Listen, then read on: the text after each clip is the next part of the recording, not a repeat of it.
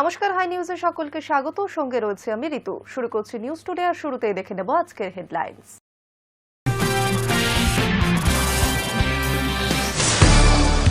এখনো ঠিক হয়নি বিমান পরিষেবা। সোমবারও অপারেশনাল সংকট অব্যাহত। ইন্ডিগোর বিমান পরিষেবায় সংকট পড়ল সপ্তম দিনে। ইন্ডিগোর বিমান পরিষেবায় সংকট, এই সামগ্রিক পরিস্থিতির জন্য কেন্দ্রকেই দায়ী করলেন মুখ্যমন্ত্রী। তার মন্তব্য, আসলে এরা দেশের ব্যাপারে চিন্তিত নয়, তাদের চিন্তা ভোট নিয়ে। বন্দে মাতরম আলোচনার আগে বঞ্চনা ইস্যুতে সরগরম সংসদ। বিক্ষোভে তৃণমূল। 100 দিনের কাজের টাকা এবং একাধিক পাওনা, পোস্টার হাতে প্রতিবাদে সাংসদরা। বউবাজারে ফের বাড়ি বিপর্যয়। ছুটির বিকেলে আচমকা ভেঙে পড়ল মদন দত্ত লেনের একটি পুরনো বাড়ির চাঙা। গুরুতর জখম এক। বিপর্যয় ইন্ডিগোর বিমান পরিষেবা। যাত্রী সুবিধার্থে বিশেষ ট্রেন চালানোর সিদ্ধান্ত পূর্ব রেলের। হাওড়া, নয়াদিল্লি এবং শিয়ালদা এবং মুম্বাইয়ের লোকমান্য তিলকের মধ্যে বিশেষ ট্রেন চালানোর সিদ্ধান্ত। আগামী 10ই ডিসেম্বর থেকে সরে যাচ্ছে ধর্মতলার শতাব্দী প্রাচীন L20 বাস স্ট্যান্ড। যাত্রীরা ধর্মতলার এই বাস স্ট্যান্ড থেকে আর বাস ধরতে পারবেন না, যেতে হবে ইস্ট ওয়েস্ট মেট্রো প্ল্যানেট স্টেশনের কাছে।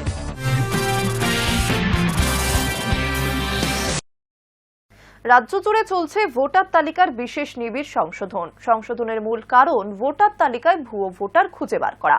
এবার সেই কাজে বিশেষ অবজারভার হিসেবে রাজ্যে আসছেন 5 আধিকারিক। রাজ্য জুড়ে চলছে ভোটার তালিকার বিশেষ নিবিড় সংশোধনের মূল কারণ ভোটার তালিকায় ভূত খুঁজে বের করা। এবার সেই কাজে বিশেষ অবজারভার হিসেবে রাজ্যে আসছেন 5 আধিকারিক। কমিশনের নির্দেশে এসআইআর এর কাজের শেষ দিন পর্যন্ত রাজ্যে থাকবেন তারা। তাহলে কি এসআইআর প্রক্রিয়ার পরেও তালিকায় থেকে যাচ্ছে ভূত? প্রশ্ন উঠছে রাজনৈতিক মহলে। জানা যাচ্ছে পশ্চিমবঙ্গের এসআইআর প্রক্রিয়ায় কেন্দ্রের মুঠো আরও শক্ত করতে চলেছে কমিশন। সেই উদ্দেশ্যে রাজ্যে আসছেন 5 বিশেষ অবজারভার। 5 আধিকারিকই যুগ্ম সচিব পর্যায়ের IAS আধিকারিক। তারা এখানে এসে বিভিন্ন ডিভিশনের দায়িত্ব নেবেন। কয়েকটি জেলা নিয়ে তৈরি হবে একটি করে ডিভিশন। এই 5 আধিকারিককে স্পেশাল রোল অবজারভার বলছে কমিশন। কমিশন জানিয়েছে, এই বিশেষ আধিকারিকরা গণনা, নোটিশ এবং চূড়ান্ত তালিকা প্রকাশ এই প্রতিটি পর্যায়ে কড়া নজরদারি চালাবেন। কমিশন জানিয়েছে, প্রেসিডেন্সি ডিভিশনের দায়িত্বে থাকবেন প্রতিরক্ষা দপ্তরের যুগ্ম সচিব কুমার রবিকান্ত সিং। মেদিনীপুর ডিভিশনের দায়িত্ব নেবেন স্বরাষ্ট্র দপ্তরের যুগ্ম সচিব নীরজ কুমার বনসোর। বর্ধমান ডিভিশনের দায়িত্বে থাকবেন তথ্য ও সম্প্রচার দপ্তরের যুগ্ম সচিব কৃষ্ণ কুমার নিরালা। অন্যদিকে মালদা ডিভিশনের দায়িত্ব নেবেন অর্থ দপ্তরের যুগ্ম সচিব অলোক তিওয়ারি। জলপাইগুড়ি ডিভিশনের দায়িত্বে থাকবেন গ্রামোন্নয়ন দপ্তরের যুগ্ম সচিব পঙ্কজ যাদব। এই আধিকারিকদের পাঠানো চিঠিতে কমিশন জানিয়েছে, তাদের মূল দায়িত্ব হবে যাতে কোনো যোগ্য ব্যক্তির নাম তালিকা থেকে বাদ না যায় তা দেখা, পাশাপাশি নোটিশ দেওয়া, শুনানি সঠিকভাবে করানো এবং সর্বশেষ তালিকা প্রকাশ পর্যন্ত সব কাজে নজর থাকবে তাদের। কমিশন জানিয়েছে, এসআইআর এর কাজের শেষ দিন পর্যন্ত বাংলায় থাকবেন এই 5 আধিকারিক। এসআইআর নিয়ে বারবার প্রশ্ন তুলেছেন রাজ্যের মুখ্যমন্ত্রী মমতা বন্দ্যোপাধ্যায়। এসআইআর এর পদ্ধতি নিয়ে প্রশ্ন তুলেছেন তিনি। এসআইআর এর মাঝে একাধিক আবেদন, অভিযোগ নিয়ে জাতীয় নির্বাচন কমিশনে চিঠি পাঠিয়েছিলেন বাংলার মুখ্যমন্ত্রী তথা তৃণমূল সুপ্রিমো। পরিকাঠামো ছাড়া দ্রুততার সঙ্গে ভোটার তালিকায় বিশেষ নিবিড় সংশোধনের কাজ করাটা বিএলওদের জন্য পাহাড় প্রমাণ চাপের। বারবার এই কথা উল্লেখ করেছেন তৃণমূল নেত্রী। গত মাসের শেষে তৃণমূলের তরফে 10 সদস্যের একটি টিম দেখা করে কমিশনের সঙ্গে। অন্যদিকে কিছু মাস আগেই 4 আধিকারিকের বিরুদ্ধে ব্যবস্থা ইস্যুতে সপ্তমে নবান্ন বনাম কমিশন সংখ্যা। মুখ্য সচিব মনোজ পান্তকে দিল্লিতে ডেকে প্রবল চাপ দেয় জাতীয় নির্বাচন কমিশন। সম্প্রতি ভোটার তালিকায় নাম নথিভুক্তকরণে কারচুপির অভিযোগ ওঠে 4 আধিকারিকের বিরুদ্ধে। তারা হলেন বারুইপুর পূর্ব বিধানসভা কেন্দ্রের ERO দেবোত্তম দত্ত চৌধুরী, সহকারী AERO তথাগত মণ্ডল, ময়নার ERO বিপ্লব সরকার, AERO সুদীপ্ত দাস এবং data entry operator Surajit Haldar. এই 4 আধিকারিককে সাসপেন্ড করে তাদের বিরুদ্ধে এফআইআর দায়েরের নির্দেশ দিয়েছিল নির্বাচন কমিশন। Hi news network.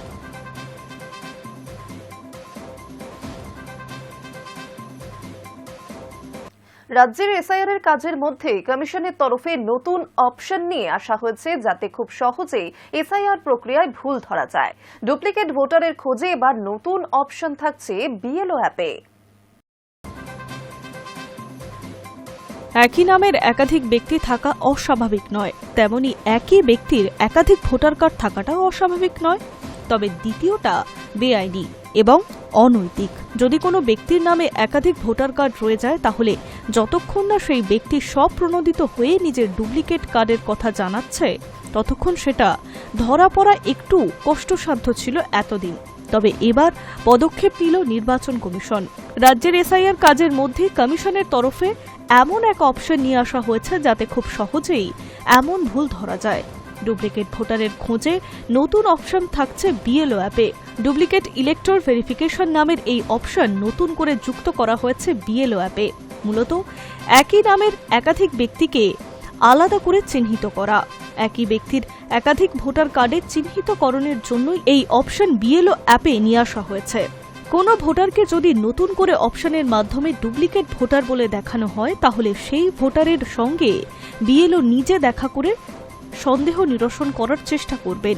স্বয়ং ভোটারের কাছ থেকেই জানতে চাওয়া হবে তার একই নামে অন্য কোথাও ভোটার কার্ড করানো আছে কিনা। ইচ্ছাকৃত বা অনিচ্ছাকৃত যদি অন্য কোথাও করানো কার্ড থেকে যায়, তাহলে সেই ভোটারকে সুযোগ দেওয়া হবে কোনো এক জায়গায় ভোটার তালিকা থেকে নাম মুছে দেওয়ার জন্য। এক্ষেত্রে সেই ভোটার তার নিজের ইচ্ছে মতো যে কোনো একটি জায়গায় নাম রেখে অন্য জায়গার নাম কাটানোর জন্য বিএলওর কাছে আবেদন করতে পারবেন এবং সেই আবেদনের ওপর ভিত্তি করেই কমিশন সিদ্ধান্ত নেবে। এক্ষেত্রে উক্ত ভোটার তার বর্তমান এপিক কার্ডের জেরক্স সহ আবেদন করবেন। কমিশনের বক্তব্য, যেহেতু একাধিক জেলায় এখনও আনকালেক্টেবল ফর্মের সংখ্যা আপলোড করা হচ্ছে না, তাই স্বাভাবিকভাবেই আসল সংখ্যাটাও পাওয়া যাচ্ছে না, যে কারণে বেশ কয়েকজন বিএলওর কাজের ভূমিকা নিয়েও অসন্তোষ প্রকাশ করছে দিল্লি নিয়োগ এবং স্পেশাল অবজারভার সুব্রত গুপ্ত। তবে এসআইআর-এর এই নতুন নিয়ম বেশ কার্যকর বলে মনে করছে বিশেষজ্ঞ মহল। Hi news network.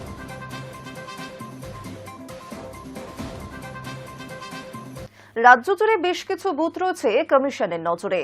যে বুথে মৃত ভোটার নেই, পশ্চিম মেদিনীপুর জেলার ঘাটাল মহকুমায় চন্দ্রকোনা পৌরসভার 7 নম্বর ওয়ার্ড। সেখানকার একটি বুথে 517 জন ভোটার, কিন্তু মৃত ভোটার নেই একজনও। সেই কারণেই বুথের সন্দেহ বাড়ছে প্রশাসনের।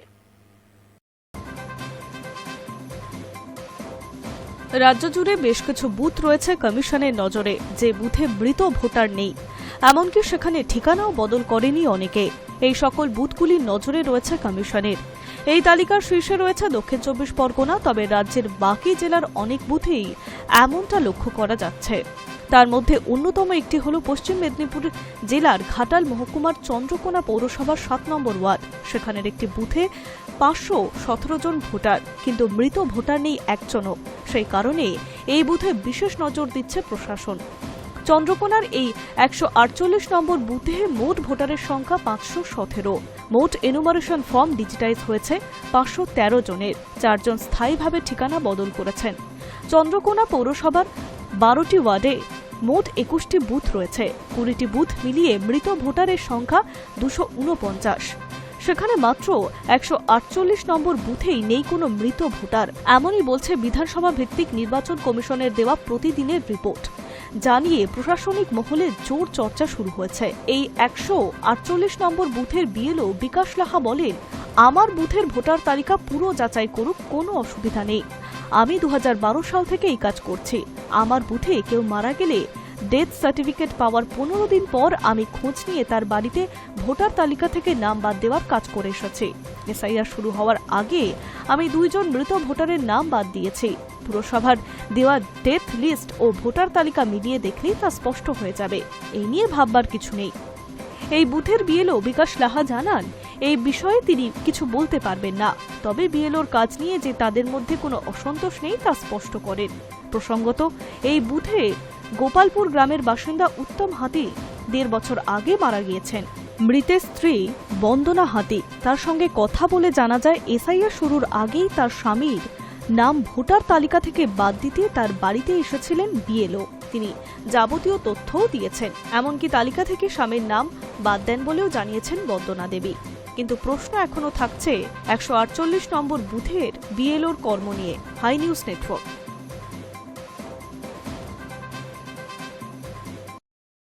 নজর রাখছি পরের খবরে। বউবাজারে ফের বাড়ি বিপর্যয়। ছুটির বিকেলে আচমকা ভেঙে পড়ল মদন দত্ত লেনের একটি পুরনো বাড়ির চাঙড়। গুরুতর জখম এক ব্যক্তি। বাসিন্দাদের দাবি, মেট্রো চলাচলের কারণে এই বিপত্তি। বউবাজারে ফের বাড়ি বিপর্যয়। ছুটির বিকেলে আচমকায় ভেঙে পড়ল মদন দত্ত লেনের একটি পুরনো বাড়ির চাঙড়। গুরুতর জখম এক ব্যক্তি। খবর পেয়ে ছুটে যান কাউন্সিলর নয়না বন্দ্যোপাধ্যায়। কথা বলেন স্থানীয়দের সঙ্গেও। বাসিন্দাদের দাবি, মেট্রো চলাচলের কারণে এই বিপত্তি। ইতিমধ্যে ঘটনাস্থলে পৌঁছেছে বিপর্যয় মোকাবিলা বাহিনী, মেট্রোর ইঞ্জিনিয়ার সহ অন্যান্য আধিকারিকরাও। মেট্রোর কাজের জন্য 2019 সাল থেকে একাধিকবার বউবাজারে বাড়ি বিপর্যয় হচ্ছে। বাড়িতে ফাটল দেখা দেওয়ায় দুর্গাপিতুরি লেন, মদন দত্ত লেন ও সংলগ্ন এলাকার বাসিন্দারা মাসের পর মাস ঘর ছাড়া ছিলেন। গত বছরও একই ঘটনার পুনরাবৃত্তি ঘটে, ফলে বহু পরিবারকে অন্যত্র সংসারও পাততে হয়েছিল। পরবর্তীতে মাস 8 আগে ফের পুরনো বাড়িতে ফেরেন তারা। সেই তালিকায় ছিলেন মদন দত্ত লেনের এই বাড়ির বাসিন্দারাও। পরিবারের সদস্যদের দাবি, মেট্রো চলাচলে তাদের বাড়িতে কম্পন অনুভূত হতো। দিন 10 আগে তারা বিষয়টা মেট্রো কর্তৃপক্ষকে জানিয়েও ছিল। তারই মাঝে এই দিনের বিপর্যয়। রবিবার দুপুরের দিকে আচমকায় ভেঙে পড়ে বাড়ির চাঙড়। জখম হন একজন। ওই প্রাচীন বাড়িতে প্রায় 15টি পরিবারের বাস। ফলে বড়সড় বিপদ এড়ানো গিয়েছে বলেই দাবি করা হচ্ছে। এদিন খবর পেয়ে ঘটনাস্থলে ছুটে যান কাউন্সিলর নয়না বন্দ্যোপাধ্যায়। তড়িঘড়ি কাজ শুরু করেন বিপর্যয় মোকাবিলা বাহিনী, মেট্রোর ইঞ্জিনিয়ার। স্থানীয়দের সঙ্গে কথা বলে মেট্রোর ভূমিকা নিয়ে এক রাশ ক্ষোভ উগরে দেন নয়না। তিনি বলেন, এরা তো বলেছে, জানিয়েছিল যে ভাইব্রেশন হচ্ছে, তারপরেও কেন কোনো পদক্ষেপ করল না মেট্রো? High news network.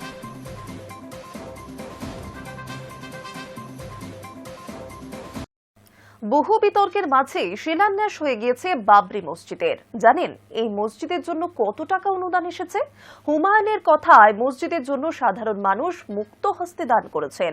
শুধু কিউআর স্ক্যান করেই জমা পড়েছে 93 লক্ষ টাকা।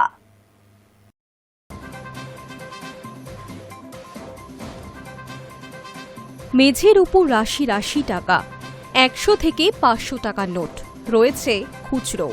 যার যেমন সাধ্য তেমন অনুদান জমা পড়েছে, কারণ তৈরি হবে মসজিদ। ভিত্তিপ্রস্তর হয়েছে। এবার বাবরি মসজিদ তৈরির জন্য মুক্ত হস্তে দান করেছেন সাধারণ মানুষ। যে জায়গায় মসজিদ তৈরি হবে সেই জায়গায় বক্স রাখা হয়েছিল, তাতেই জমা পড়েছে টাকা। আনা হয়েছে 11টি টাকা ভর্তি ট্রাঙ্ক। টাকার সংখ্যাটা ঠিক কত জানতে ক্যামেরার সামনে 30 জনের তত্ত্বাবধানে চলছে টাকা গোনা। আনা হয়েছে টাকা গোনার মেশিন। শুধু কিউআর কোড স্ক্যান করেই জমা পড়েছে 93 লক্ষ টাকা, জানিয়েছেন হুমায়ুন কবির নিজে। কেউ কি ফান্ডিং করছে? হুমায়ুনের কথায় 4 তারিখ তিনি মানুষের কাছে তার আবেদন রেখেছিলেন, যে যেমন পারে তেমন যেন দান করে। শনিবার ছিল মসজিদের শিলান্যাস। সেদিন থেকে ব্যাংকে যা জমা পড়েছে তার সংখ্যা 93 লক্ষের কিছুটা বেশি। মুর্শিদাবাদের মানুষের ওপর ভরসা রয়েছে। এই টাকা জনগণেরই, জোর গলায় বলছেন হুমায়ুন। কোথাও যেন কোনো ফাঁক না থাকে, তাই লাইভ ক্যামেরায় চলছে টাকা গোনা। শনিবার বহু বিতর্ক তৈরি করা বাবরি মসজিদের শিলান্যাস অনুষ্ঠান সম্পন্ন হয়। মধ্যমণি ছিলেন হুমায়ুন কবির। মসজিদ নির্মাণ ঘিরে তোলা প্রশ্নের জবাবে হুমায়ুন বলেছিলেন, মসজিদ তৈরিতে টাকার কোনো সমস্যা হবে না। রাজ্যের প্রায় সব জেলা থেকেই মানুষ নিজে থেকেই টাকা দেবেন। তিনি আরও চমকে দিয়ে দাবি করেছেন, একটি সংস্থা ইতিমধ্যেই 80 কোটি টাকা দেওয়ারও আশ্বাস দিয়েছে, যদিও সেই সংস্থার নাম প্রকাশ করতে চাননি তিনি। Hi news network.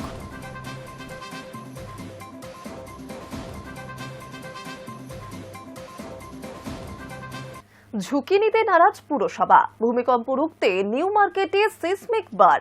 Mayor Firhad হাকিমের নির্দেশে দ্রুত কাজ শুরু করতে উদ্যোগী পুরসভা।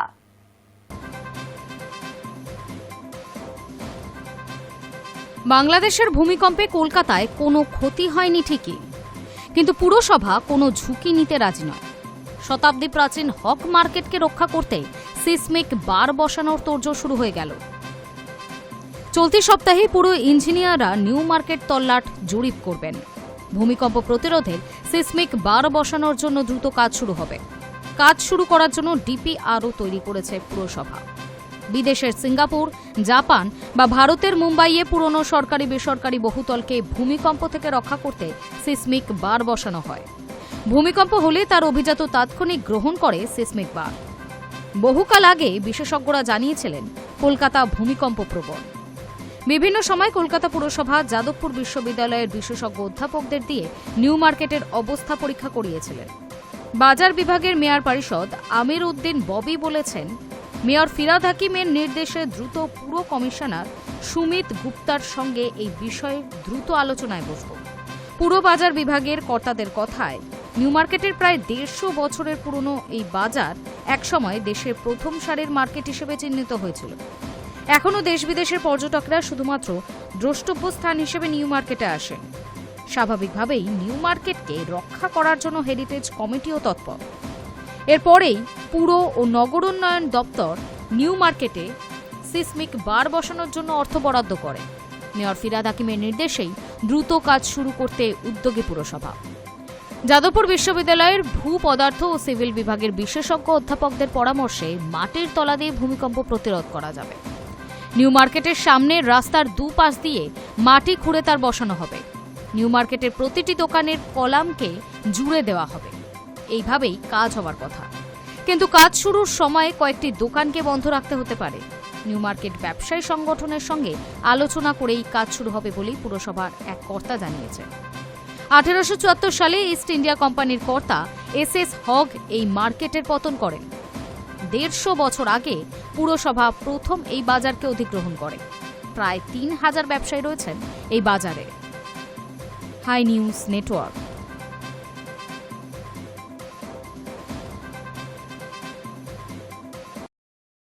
আগামী 10ই ডিসেম্বর থেকে সরে যাচ্ছে ধর্মতলার শতাব্দী প্রাচীন L20 বাস স্ট্যান্ড। যাত্রীরা ধর্মতলার এই বাস স্ট্যান্ড থেকে আর বাস ধরতে পারবেন না। তাদের যেতে হবে ইস্ট ওয়েস্ট মেট্রোর এসপ্লানেড স্টেশনের কাছে। আগামী 10ই ডিসেম্বর থেকে সরে যাচ্ছে ধর্মতলার শতাব্দী প্রাচীন L20 বাস স্ট্যান্ড। জোকা থেকে এসপ্লানেড মেট্রোর পথে এসপ্লানেড স্টেশন তৈরির জন্য এই বাস স্ট্যান্ড সরিয়ে নিয়ে যাওয়া হচ্ছে। যাত্রীরা ধর্মতলার এই বাস স্ট্যান্ড থেকে আর বাস ধরতে পারবেন না। তাদের যেতে হবে ইস্ট ওয়েস্ট মেট্রোর এসপ্লানেড স্টেশনের কাছে।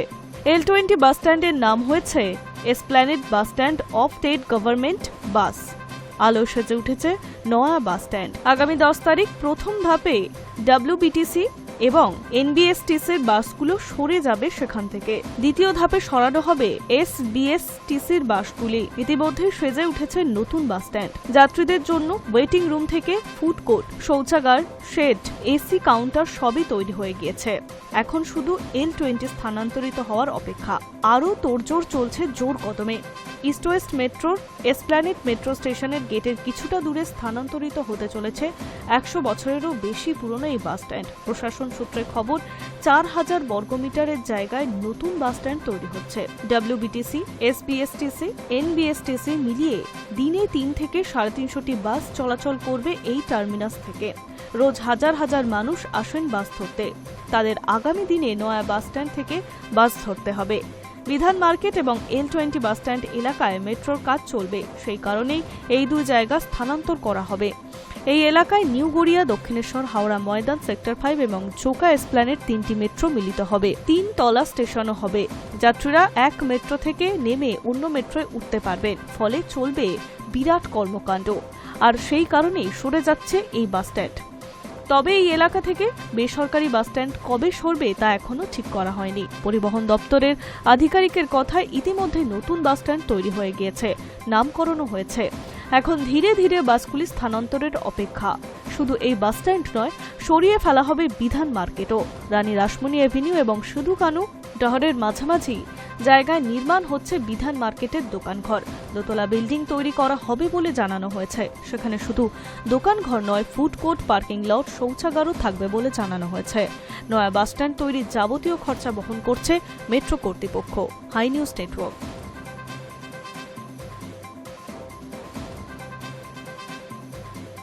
ভারতের ইউনিক আইডেন্টিফিকেশন অথরিটি একটি নতুন নিয়ম চালু করেছে। গ্রাহকদের আধার যাচাই করতে হলে হোটেলগুলিকে মানতে হবে নয়া নিয়ম, নির্দেশ UIDAI এর। ভারতের ইউনিক আইডেন্টিফিকেশন অথরিটি একটি নতুন নিয়ম চালু করেছে, যেখানে নির্দেশ দেওয়া হয়েছে গ্রাহকদের আধার কার্ড যাচাই করতে হলে হোটেল, ইভেন্ট অর্গানাইজার এবং অন্যান্য প্রতিষ্ঠানগুলিকে প্রথমে রেজিস্ট্রেশন করতে হবে। এই পদক্ষেপ নেওয়া হয়েছে ব্যবহারকারী তথ্য সুরক্ষিত রাখতে, কারণ অনেক সময় প্রতিষ্ঠানগুলি গ্রাহকের আধার কার্ডের ফটোকপি রাখে, যা ভুল হাতে গেলে ঝুঁকিপূর্ণ হতে পারে। UIDAI এর সিইও ভুবনেশ কুমার জানিয়েছেন, নতুন নিয়মে প্রতিষ্ঠানগুলিকে এমন প্রযুক্তি ব্যবহার করার সুযোগ দেওয়া হবে যা QR কোড স্ক্যান বা নতুন আধার অ্যাপের মাধ্যমে যাচাই করতে সক্ষম হবে। নতুন অ্যাপটি বর্তমানে বিটা টেস্টিং পর্যায়ে রয়েছে। এটি ব্যবহারকারীর পরিচয় যাচাই প্রক্রিয়া আরও সহজ ও দ্রুত করবে। তিনি আরও বলেন, নতুন নিয়মে অফলাইন যাচাইয়ের জন্য আবেদনকারী প্রতিষ্ঠানগুলোর জন্য রেজিস্ট্রেশন বাধ্যতামূলক করা হবে। উদ্দেশ্য হল কাগজ জমা রেখে যাচাই করার প্রথা কমানো এবং ব্যবহারকারী তথ্যের গোপনীয়তা বজায় রাখা। এছাড়া যারা অফলাইনে আধার যাচাই করতে চান তাদের জন্য UIDAI একটি API দেবে। এর মাধ্যমে তারা নিজেদের সিস্টেমেই সহজে যাচাই প্রক্রিয়ার কাজ করতে পারবে। নতুন অ্যাপ ব্যবহার করলে প্রতিবার কেন্দ্রীয় সার্ভারে সংযোগ না করেও যাচাই সম্ভব, ফলে সার্ভার আউটেজ বা দেরি হওয়ার সমস্যা কমে যাবে। নতুন অ্যাপটি শুধুমাত্র হোটেল বা ইভেন্ট সংস্থা পর্যন্ত সীমাবদ্ধ থাকবে না। এটি বিমানবন্দর, দোকান, যেখানে বয়স নির্ধারিত পণ্য বিক্রি করা হয় এবং অন্যান্য জায়গাতেও ব্যবহার করা যাবে। মূলত যে সমস্ত জায়গায় আধার ভিত্তিক যাচাই প্রয়োজন, সেখানে এই অ্যাপটি ব্যবহার করা যাবে। ভুবনেশ কুমার আরও বলেন, নতুন অ্যাপের মাধ্যমে ব্যবহারকারীর গোপনীয়তা বজায় থাকবে এবং তথ্য ফাঁস হওয়ার ঝুঁকি থাকবে না। উল্লেখ্য, এই নতুন সিস্টেমের মাধ্যমে ব্যবহারকারীরা সহজেই নিজেদের ঠিকানা আপডেট করতে পারবে এবং পরিবারের অন্যান্য সদস্যকে যারা মোবাইল ফোন ব্যবহার করেন না তাদেরও যুক্ত করতে পারবেন। নতুন অ্যাপটি digital personal data protection act অনুযায়ী পরিষেবাকে আরও উন্নত করবে, যা আগামী 18 মাসের মধ্যে সম্পূর্ণ কার্যকর হবে। Hi news network. News today এখন এই পর্যন্তই। আরও অন্যান্য খবরের জন্য নজর রাখুন হাই নিউজে। নির্ভীক, নিরপেক্ষ।